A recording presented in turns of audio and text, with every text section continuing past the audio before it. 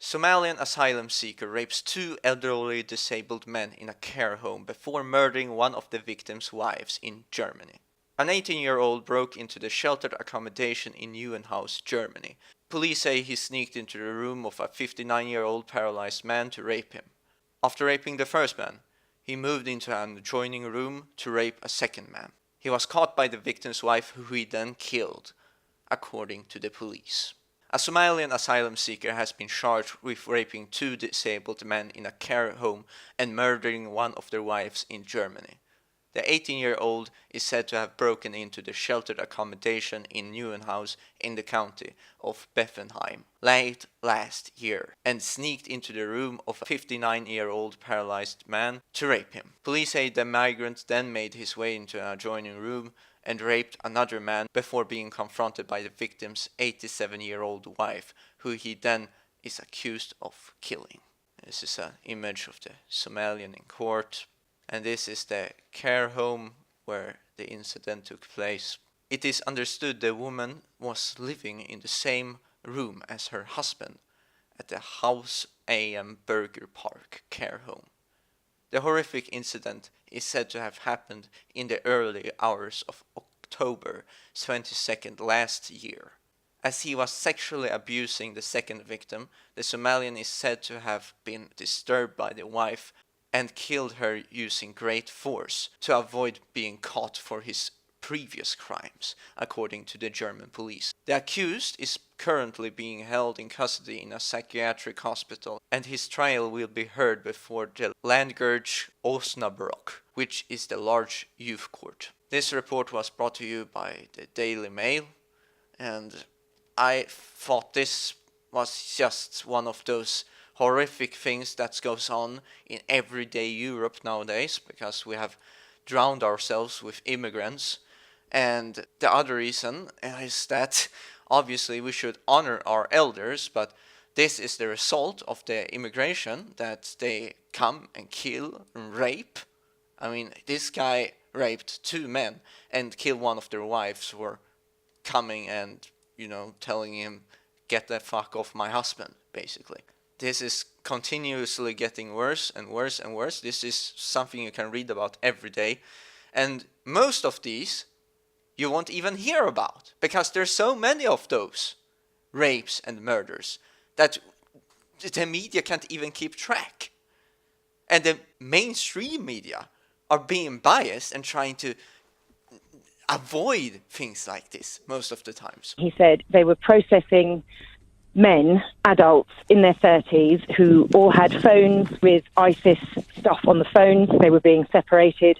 When they were being handed over to the authorities with the information explaining that these guys, had all this on their phones and what their ages were, and they were just being processed through. There was nothing, they weren't being separated out. They just all went through with everything else. But these people, they aren't refugees from Syria, because people come in looking like this, black people, and they claim, oh, we are refugees from Syria and we need asylum.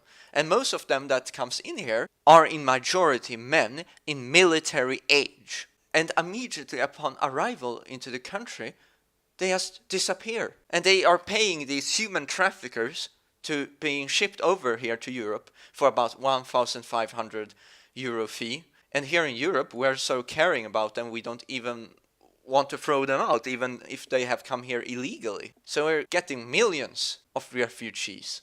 And that completely destroys our social infrastructures. Our cultures are being shredded to bits thanks to this. These economic migrants, it's no wonder. I mean, I have thought about this for like 6 years ago when I was in high school. You notice by the people that comes here, they have no appreciation for the people that are in this country. They think themselves better. They think themselves more superior, regardless of case. They are being very intolerant towards my people, and obviously they project this onto their children, and their children becomes even more angrier than parents, the second generation, because they're told not to be with another Swedish kid. The Swedish kids are bad friends. And Paul Joseph Watson of the Infowars made a solid video talking about these issues on his channel. And he also showed something that I thought was really interesting. All of these things have been talked about for quite some while, but it's sort of irrefutable evidence when you walk into this marine core and can watch the GPS movement of the boats. Because what he showed was the boats going down to Libya, meeting up with these human trafficking boats, and then taking them back to Sicily instead of taking them to the nearest port, which is in law what they should do. But instead they go back across all the ocean back to Sicily and dumps them off there. And he also mentioned something interesting, that whenever there was some big politician like Merkel in Sicily, then they decided to put them elsewhere. But this is something really suspicious and fishy, because this can mean that they have communications with these human traffickers, because they are almost always first on the scene.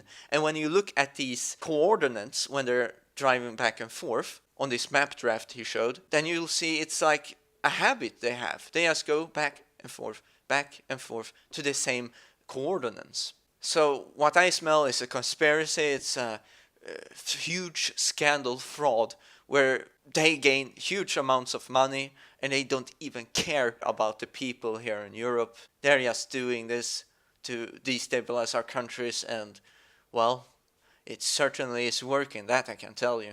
In any case, crimes like these, they are far worse than the Manchester attacks, the truck driving in Sweden, the truck driving in France, the terrorist attack that happened in Germany, Christmas market, and etc. There have been so many, I can't even keep up.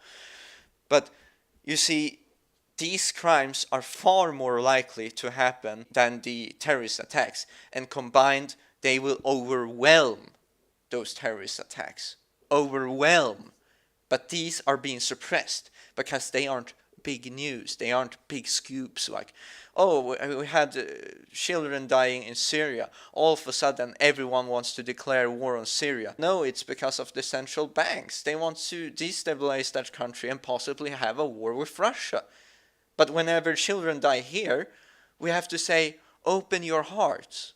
That's the best we can say. When they drive over our children and kill them viciously, rapes them to death every single fucking day of our lives here in Europe. And we're told, go back to normal. We have to open our hearts, open our borders. Like, really? And Macron says that France doesn't even have a culture. France is known for its bloody culture. That's why people travel there in the first place. I remember when I was there years ago, it was a beautiful place. I remember Paris, you seeing these magnificent wonders of the world. And now it's being reduced to this third world country with these no-go zones. It's just despicable to watch the streets of France being just a ghetto for homeless people, ghetto for violent Muslims, and etc. We're just being colonized by these pricks. Like I said in my migrant video, I thought was pretty good.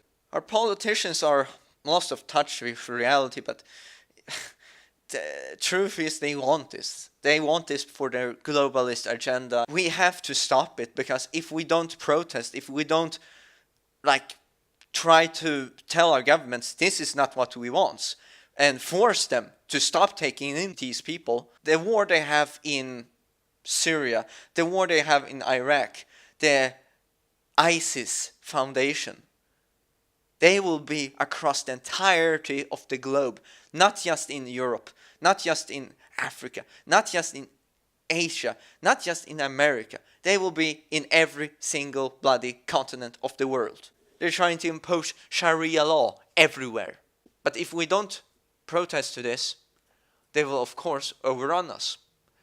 However, I don't think they will come that far, because the globalists have an agenda to kill religion itself. What do you think? Should we allow this to continue to happen, or can we actually say that these are our countries and respect our borders, and if people have difficulties in their countries, wouldn't it be more prudent to help them in their countries rather than taking in thousands and thousands and millions of immigrants into our countries?